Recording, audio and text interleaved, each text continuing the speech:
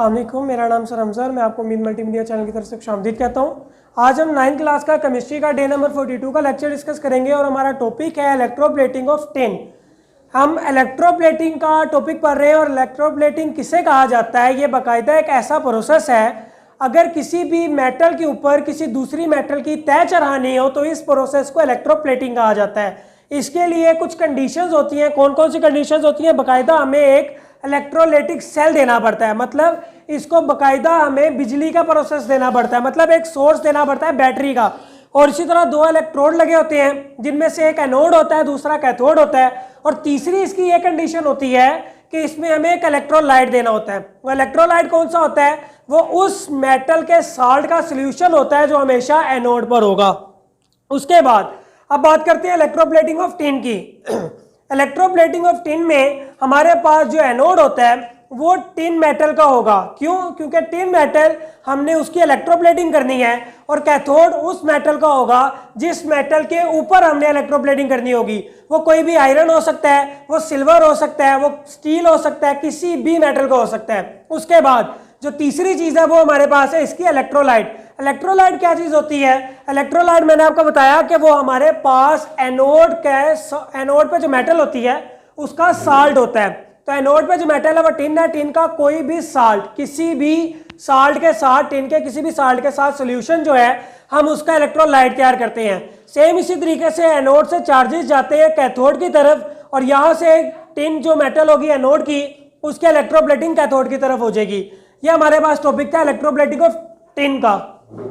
उसके बाद जो हमारे पास नेक्स्ट टॉपिक है वो है इलेक्ट्रोलाइटिक रिफाइनिंग ऑफ कॉपर। मतलब इस बात का रिफाइनिंग करना यानी कि उसको खालिज करना।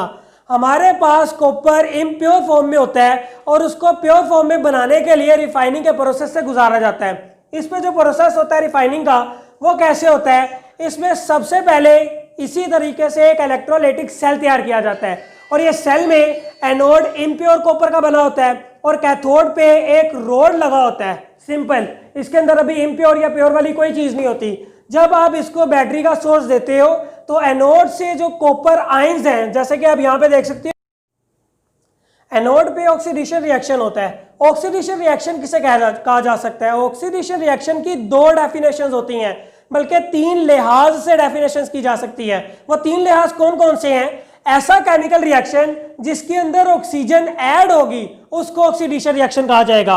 या फिर दूसरी डेफिनेशन, ऐसा केमिकल रिएक्शन जिसके अंदर हाइड्रोजन रिड्यूस होगी, मतलब उसका इखराज होगा, उसको ऑक्सीडेशन रिएक्शन कहा जाएगा। तीसरी डेफिनेशन, ऐसा केमिकल रिएक्शन जिसके अंदर से इलेक्ट्रॉन रिड्यूस होगा, यानी कि इलेक्ट्रॉन का इखराज होगा, उसको भी ऑक्सीडेशन रिएक्शन कहा जा सकता है। जैसा कि आप यहाँ पे देख रहे हो, ये कॉपर में से इलेक्ट्रॉन का इखराज हो रहा है, मतलब ये रिड्यूस हो रहा है, इस वजह से इसको ऑक्सीडेशन रिएक्शन कहा जाता है। और ये कहाँ पे होता है? ये एनोड पर होता है। एनोड पे ये जो इलेक्ट्रोलाइट होता है जिसको हम कॉपर सल्फेट का इलेक्ट्रोलाइट कहते हैं, यहाँ से आयंस जाते हैं कैथोड की तरफ, और इस पूरे के पूरे प्रोसेस से जो कॉपर है वो प्योर होती है। अब कैथोड पे कौन सा रिएक्शन होता है? कैथोड पे रिएक्शन होता है जिसे हम रिडक्शन रिएक्शन कहते हैं।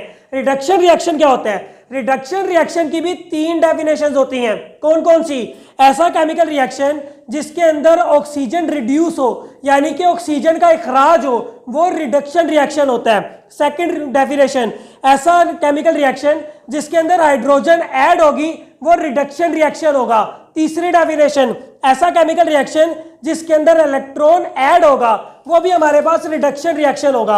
अब यहाँ पे देखें, इस कैथोड पे जो रिडक्शन रिएक्शन हो रहा है, यहाँ पे ये इलेक्ट्रॉन इसके अंदर ऐड हो रहा है, ठीक है। अब ये चूंकि इलेक्ट्रॉन ऐड हो रहा है, इस वजह से यहाँ पे भी रिडक्शन रिएक्शन होता है। और इस पूरे के पूरे प्रोसेस से हम ये कॉपर को रिफाइन करते हैं, मतलब कॉपर को इम्प्योर फॉर्म से प्योर फॉर्म के अंदर तब्दील किया जाता है।